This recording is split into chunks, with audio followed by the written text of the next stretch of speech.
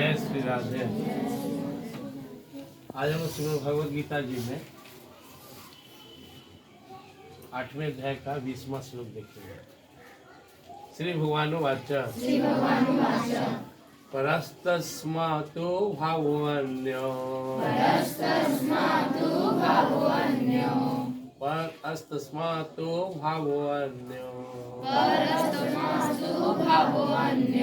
अव्यक्तो व्यक्तात् सनातनः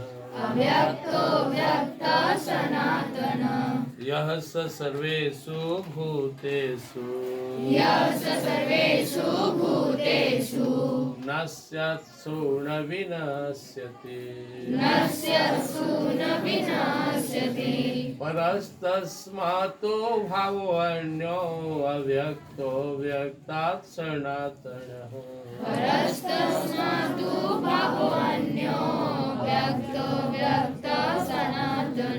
यः स सर्वेषु भूतेषु नश्यत्सु न विनश्यति।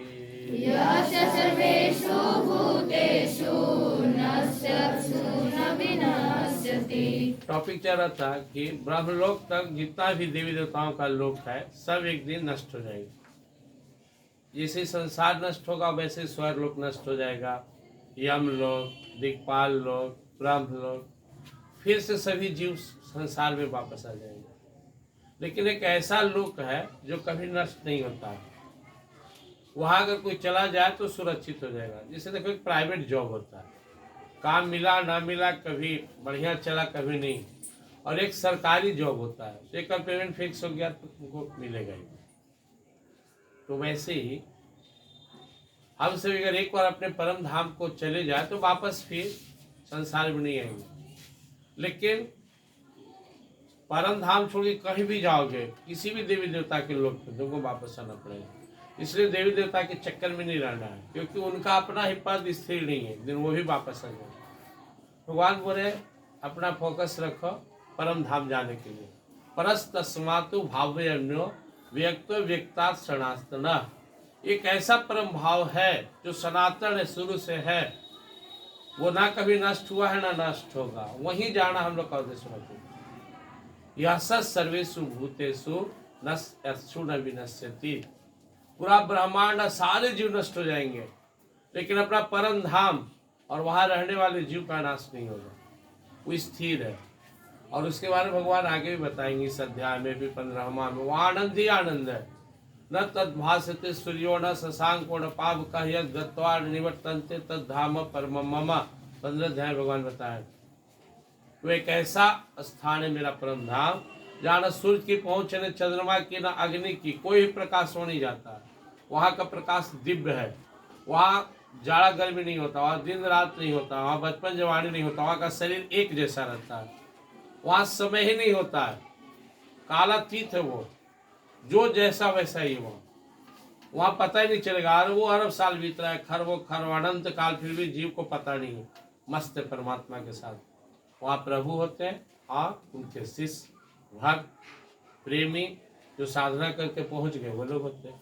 तो हम सबका जीवन का दो उद्देश्य होना चाहिए। संसार में भी एज ए स्टूडेंट तुम लोग का टारगेट होना चाहिए कोई ऐसा पोस्ट अचीव कर लो जहाँ पैसा भी हो, प्रतिष्ठा भी हो, सेवा भी हो, नाम भी हो, सिक्योरिटी हो, और तुम्हारे आने वाला जनरेशन को भी सुख शांति मिले।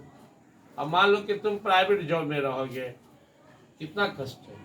खूब मन से पढ़ो लिखो, डॉक्टर बनो, इंजीनियर बनो, IAS बनो, IPS बनो, साइंटिस्ट बनो, बढ़िया पोस्ट पे जाओ ताकि तुम सुखी से जीवन जियो, तुम्हारा परिवार अच्छा से जिए, और साथ में भगवान का स्मरण करते रहो ताकि वहाँ हम लोग परम धाम पहुँच जाए। वहाँ भी आनंद ही आनंद। भगवान गीता का मूल मंत्र है तुम अपने कर्म से भगवान की पूजा करो। जब युद्ध करना धर्म हो सकता है, युद्ध करना यज्ञ हो सकता है, ये पढ़ाई लिखाई यज्ञ नहीं हो सकता। खेती करना, दुकानदारी करना, कौन सा ऐसा काम है जो नहीं हो सकता।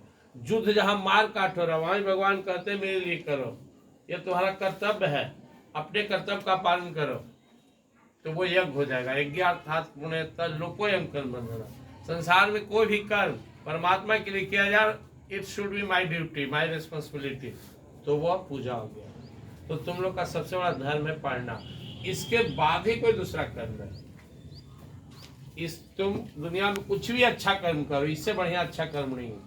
तुम चाहो तो घंटों रोड बहारो, तुम चाहो तो जाकर मंदिरों में घंटों आंख बंद करके बैठो, तुम चाहो तो जाकर नानी घर शादी में 5 दिन खूब सेवा करो, तुम चाहो तो गांव में जाकर वृक्ष लगाओ, तुम चाहो तो जाकर स्टेशन पर बैठ कर लोगों को ज्ञान बांटो, लेकिन पढ़ने से बड़ा कोई कर्तव्य नहीं।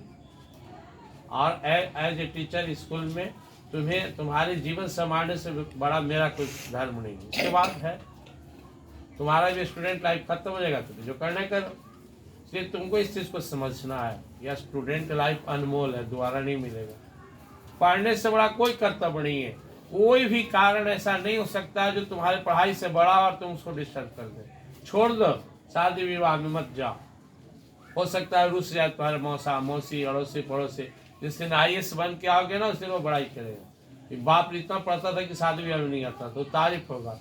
और सब दिन उनके आगे रहो और लाइफ फ्लॉप हो जाएगा तो वही कहेंगे पढ़े वाला कहाँ था, सब दिन तो भागल चलता था। हमारा ये बोलेगा। संकल्प लो सब लोग संसार में अपने कर्तव्य को पूरी ईमानदारी के साथ, पूरी निष्ठा के साथ, पूरी कर्मण्यता के साथ, पूरी तन्मयता के साथ करेंगे। बस हर काम भगवान को समर्पित करके करेंगे। जैसे कोई काम करने लगो, एक बार भगवान को अपने हृदय में दर्शन करो, प्रार्थना करो, प्रभु आप ही की कृपा से यह शरीर मिला, यह कर्म मिला, कर्म करने की शक्ति मिली हमें, मैं आपके लिए कर रहा हूँ, अपनी कृपा बनाए रखिए। बस इतना कहते हो कर्म पूजा हो जाएगा। और इस तरह हम वहाँ जाएंगे जहाँ जाने के बाद वापस ना आना पड़े। भगवान का परम धाम है, आनंद का धाम है, शांति का धाम है। ये मनुष्य शरीर इसीलिए मिला है। ईमानदारी से संसार का कर्म करें और परमात्मा को समर्पित करके करें, ताकि परमात्मा हम पर प्रसन्न हो और हमें परम धाम ले जाए। जय श्री कृष्ण।